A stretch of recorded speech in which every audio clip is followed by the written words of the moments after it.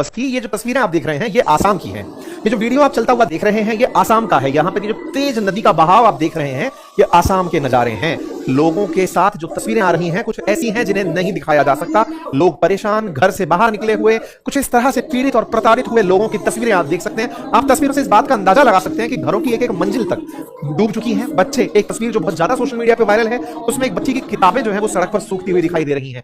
ये तस्वीरें आसाम से आ रही हैं। आसाम में इस समय बाढ़ के हालात हैं। देश भर की तमाम जो चर्चाएं हैं उसके बीच में आसाम के हमारे भाई बहन जो इस पूरी बाढ़ से प्रभावित हैं, बहुत सारे आसाम के वो क्षेत्र जो अरुणाचल प्रदेश की तरफ से लगते हैं, यानी कि कहा जाए तो पूर्व उत्तर के जो क्षेत्र हैं आसाम के, उसके कई जिले बाढ़ से प्रभावित हैं और इस बाढ़ के चलते 50 से अधिक लोगों की जान गई हैं। इस तरह की मीडिया रिपोर्ट्स आ रही हैं। आसाम में 6 लाख लोग प्रभावित हुए हैं, ये हेडलाइंस है। कुछ अखबारों में डेथ काउंट 66 बताया जा रहा है। 12 करोड़ रुपए रिलीफ के नाम पर बीजेपी ने फिलहाल लॉन्च करने की खबर दी है। भाजपा सरकार है और सवाल यह है कि आसाम में हर साल बाढ़ क्यों? असल में हर बार जब भी मानसून आता है और आसाम का नाम ना आए ये रेयर ही लगता है। हां, कभी कभी वो अपने पुराने रिकॉर्ड तोड़ देता है या वो कीर्तिमान स्थापित करता है कि पिछली बार ऐसा नहीं था। लेकिन आसाम लगातार, इवन सरकारी वादों में भी, अमित शाह जी का एक वीडियो बहुत वायरल हो रहा है 2021 का, जब उन्होंने ये कहा कि हम आसाम को बाढ़ मुक्त कर देंगे। तो ऐसा क्या है जिसको नहीं किया जा रहा? अगर कर दिया होता तो शायद बाढ़ ही ना आती। तो क्या बाढ़ मानव निर्मित है या फिर बाढ़ का प्रबंधन अभी हो नहीं पाया है? इन तमाम सवालों को आज के इस सत्र में डिस्कस करेंगे। सरकार के द्वारा इस तरह की चर्चाएं हेडलाइंस के अंदर निकल कर आ रही हैं। किताबों का सड़कों पर सूखना, ये हेडलाइंस हैं। अब सबसे बड़ी चर्चा ये कि ये जो बाढ़ जिन क्षेत्रों में है उन क्षेत्रों में क्या चाइना का भी कोई कंट्रीब्यूशन है क्या? ऐसा इसलिए क्योंकि आसाम असल में ब्रह्मपुत्र नदी की सिल्ट से बना मैदान है, यानी ब्रह्मपुत्र नदी के साथ जो तलछट आया उससे बना मैदान असल में आसाम है। और आसाम में ब्रह्मपुत्र का जो बहाव क्षेत्र है वो अरुणाचल प्रदेश और अरुणाचल प्रदेश से पीछे यारलंग सांगपो के नाम से तिब्बत चाइना से होते हुए भारत में आ रही ब्रह्मपुत्र नदी है। ब्रह्मपुत्र नदी पर चाइना के द्वारा डैम बनाने के प्रयास रहे हैं और वो बना भी रहा है।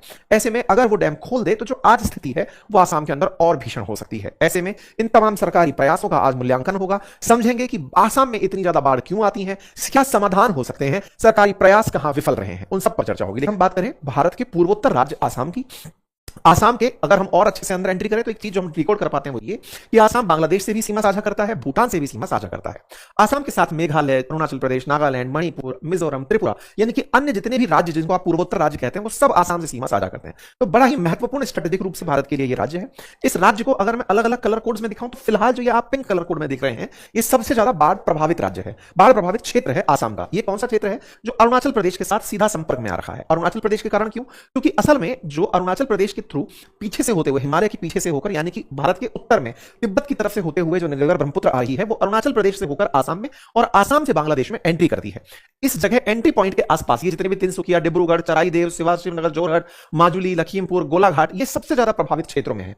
क्या केवल ब्रह्मपुत्र इतने क्षेत्र में फैली हुई है? नहीं, असल में एक तरफ हिमालय है और एक तरफ हिमालय के साथ साथ पूर्वोत्तर की जो पहाड़ियां हैं, मानसून की बारिश के चलते ब्रह्मपुत्र से मिलकर के जुड़ने वाली जो सहायक नदियां हैं, जैसे इस क्षेत्र के अंदर बराक नदी, लगभग 40 से अधिक ऐसी छोटी बड़ी नदियां हैं जो ब्रह्मपुत्र की सहायक नदियां हैं, जहां से ब्रह्मपुत्र का अंदर पानी जा रहा है, यानी कि एक तरह से कैचमेंट एरिया भी है ये ब्रह्मपुत्र का। तो ऐसे में जब पानी उन नदियों का इस नदी में पहुंचता है तो तेज बारिश के चलते इन आसपास के क्षेत्रों के अंदर इस स्थिति को देखा गया है। असम राज्य आपदा प्रबंधन प्राधिकरण के अनुसार 5 जिलों में 5,24,700 से ज्यादा लोग अब भी बाढ़ से प्रभावित हैं। पिछले 24 घंटों में मरने वालों की संख्या बढ़कर 68 हो गई है। यह आसाम प्रबंधन का है। सबसे ज्यादा जो जिला प्रभावित है वो चराईदेव है, जहां पर लगभग 2 लाख लोग बाढ़ की चपेट में बताए गए हैं। भारतीय सेना, राष्ट्रीय आपदा मोचन बल, राज्य आपदा मोचन बल, अग्निशमन आपातकालीन सेवाएं यहां पर लगातार सर्विसेज दे रही हैं। ये जो तस्वीरें हैं उनसे आप स्थिति का अनुमान लगा सकते हैं। लोग अपने खाने पीने के अनाज को लेकर के, अपनी तमाम प्रकार की पशुधन, अपनी कृषि, अपने मवेशियों को, अपने संसाधनों को बचाते हुए दिख रहे हैं। सवाल है साहब बाढ़ होती क्या है? बहुत ज्योग्राफी का सिंपल सा कंसेप्ट है साहब कि अगर पानी हद से ज्यादा आ जाए, जैसे नदियों में उफान आए, अत्यधिक वर्षा हो, तो मतलब ये वो बात है जिसमें कि पानी का स्तर जो सोचा नहीं था उससे ज्यादा आ गया, दैट इज बाढ़। लेकिन बाढ़ के प्रमुख कारण जो है ना उसमें बारिश ही अकेली जिम्मेदार नहीं है, बारिश का गलत प्रबंधन भी बड़ा जिम्मेदार है। गलत प्रबंधन क्या है उस पर हम चलेंगे। फिलहाल के लिए नदियों का खतरे का निशान से ऊपर बहना, ये तमाम चीजों को आप देखते हैं। भारत के अंदर जहां तक बाढ़ की बात आए तो भारत में चाहे वो गंगा का बैसिन हो या गंगा का प्रभाव क्षेत्र हो या ब्रह्मपुत्र का, ये गंगा ब्रह्मपुत्र हमारे देश के अंदर 60% वो एरिया कवर करते हैं जहां पर सबसे अधिक बाढ़ आती है। भारत में 329 मिलियन हेक्टेयर भौगोलिक क्षेत्रफल ऐसा है जिसमें बाढ़ की अधिक संभावनाएं दिखी जाती हैं। विश्व में अगर बाढ़ की बात की जाए तो बांग्लादेश के बाद भारत दूसरा ऐसा देश है जहां सबसे अधिक बाढ़ आती है। मरने वालों की संख्या के ऊपर भी अगर क्रम निकालें तो भारत में लगभग दुनिया के अंदर 5वें नंबर पर हम आते हैं, जब सबसे ज्यादा लोग बाढ़ की वजह से अपने जान गंवाते हैं। भारत के अंदर प्रभावित क्षेत्रों में सबसे पहले इंडो जो गंगा और ब्रह्मपुत्र का जो मैदान है वो, उसके बाद में अगर देखा जाए तो असम घाटी, कश्मीर घाटी, पंजाब, हरियाणा, ये वो क्षेत्र हैं जो सबसे ज्यादा बाढ़ प्रभावित होते हैं। इनमें एक चीज कॉमन है और वो ये कहीं ना कहीं हिमालय से निकली हुई नदियां हिमालय से निकली हुई नदियां या फिर वो तटीय नदियां जो कि हमारे मेजर दक्षिण भाग में निकलकर आ रही हैं, उन क्षेत्रों में जहां नदियां बह रही हैं वहां बाढ़ है। बाढ़ के प्राकृतिक कारणों में मानसून की वर्षा होना है, गाद का जमना, यानी कई बार नदी अपने साथ जब बहती है तो बहुत सारा सिल्ट पहाड़ों से मिट्टी लेकर के उतरती है। जैसे हमारा जो हिमालय है, ये हिमालय असल में मिट्टी से बना पर्वत ज्यादा है, पत्थर कम दिखाई दे रहा है, मिट्टी हमेशा लेकर आती है। जब आप ये गंगा का मैदान सुनते हैं, ब्रह्मपुत्र का मैदान, सिंधु का मैदान, असल में हिमालय के साथ बहकर आई हुई मिट्टी है। मिट्टी जब आ रही है, पानी जब बारिश का आता है तो नदी का बहाव देखते हैं, तो नदी के बहाव में जो और सहायक नदियां आकर मिलती हैं या फिर जो पानी के स्रोत आकर मिलते हैं, वो अपने साथ हिमालय की मिट्टी को साथ ले आते हैं, और वही जो है मिट्टी जो हिमालय के अंदर भूस्खलन का जो कारण बनते हैं, लैंडस्लाइड का जो कारण बनते हैं, वो भी उनमें से एक मेजर कारण बनकर आता है। ठीक है साहब, बाढ़ के मानव जनित कारणों में सबसे बड़ा यह है कि पहाड़ों के ऊपर से जब आप पेड़ काट देते हो तो असल में पेड़ ही मिट्टी को पकड़ के रखता है। अब वनों की कटाई क्यों हो रही है, तो उसके पीछे है कि इन क्षेत्रों में अब डेवलपमेंट भी करना है, और डेवलपमेंट की शुरुआत सबसे पहले सड़कों से, टनल से, रेल पटरियों से या डैम्स के निर्माण से होती है। जब आप इनको निर्माण करने के लिए निकलते हैं तो इन क्षेत्रों में आपको पेड़ काटने पड़ते हैं। पेड़ काटते हैं तो पेड़ कटने से उस क्षेत्र की जो मिट्टी को पकड़ के पेड़ खड़ा था, वो पेड़ हटा तो मिट्टी हटी, मिट्टी हटी तो वो मिट्टी साथ आ गई, और वो मिट्टी साथ जब पानी के आती है तो वो पानी के अंदर बही जो गाद है, यानी कि जो गदला पानी आप देखते हैं, मिट्टी जमेगी पानी जमीन के अंदर, तलहटी में बैठती है। जब वो तलहटी में बैठती है तो जल का जो क्षेत्र है वो ऑटोमेटिक ऊपर उठने लगता है, यानी कि जल का जो तल है वो ऊपर उठने लगता है, क्योंकि मिट्टी नीचे जगह ले चुकी है।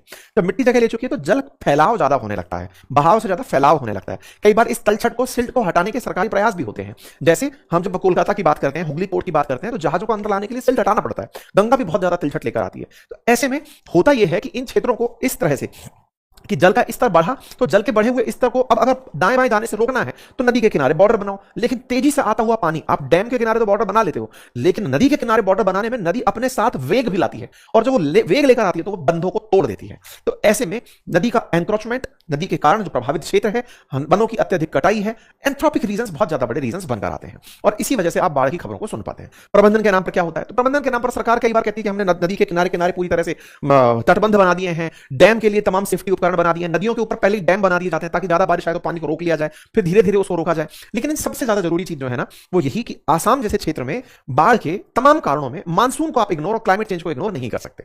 आपके तमाम प्रयास धरे रह सकते हैं यदि मानसून में आपकी औसत से अधिक बारिश हो जाए।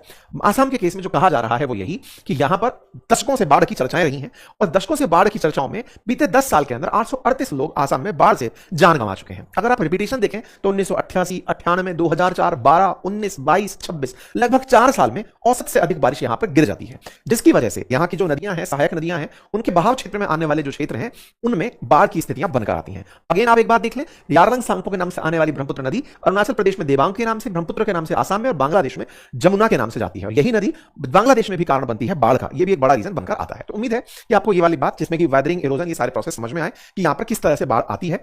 जहां तक बात हो बारिश की, तो बारिश राज्य में हर साल औसतन 2800 से लेकर 3000 मिलीमीटर दर्ज होती है। लेकिन जब बारिश की मात्रा बढ़ती है तो यहां पर बहुत सारी तेज बारिश भूमि कटाव करती है। भूमि कटाव के साथ साथ वनों की कटाई के कारण भी यहां पर ये स्थितियां बनकर आती हैं। तो मुझे जहां तक लगता है ये वो कारण है जिसके ऊपर चर्चा केवल बाढ़ के समय होती है। यही दुर्भाग्य है। अगर जिस समय बाढ़ नहीं है उस समय पर अगर इसका सही से प्रबंधन किया जाए तो निश्चित ही इस चुनौती से निपटा जा सकता है। हालांकि चाइना भी अब जिस तरह से इस नदी के ऊपर डैम बनाने के प्रयास में है, जो ब्रह्मपुत्र नदी के ऊपर उसके द्वारा डैम बनाया जा रहा है, आने वाले टाइम में वो इससे भी बड़ी थ्रेट बनेगा। अगर उस जल का इस्तेमाल वैसे ही किया जाना शुरू हुआ जिसका हमें डर है, मतलब आपके बारिश के समय पर ही वो डैम के गेट्स और खोल दे कि सब जल हमसे संभल नहीं रहा, तो उस जल के तेज बहाव के चलते तमाम जो तटबंध हैं वो उनको और नुकसान पहुंचा सकता है। ये एक ऐसी थ्रेट है जो जब भी ब्रह्मपुत्र की चर्चा होती है तब जरूर आती है। फिलहाल के लिए हमारा सभी का, जितने भी हमारे आसाम के भाई बहन हैं, उन सबके साथ इस बात को लेकर के भाव जुड़ा है कि आप सुरक्षित रहें, सजग रहें। उन सभी चीजों से पहले आप ये भी सजग रहें कि जब भी आप कोई एनक्रोचमेंट होता देखें तो सभी सार्थक रूप से उस चीज में अपनी पूरी मतलब जो कंट्रीब्यूशन है उसको करते हुए आगे बढ़ें।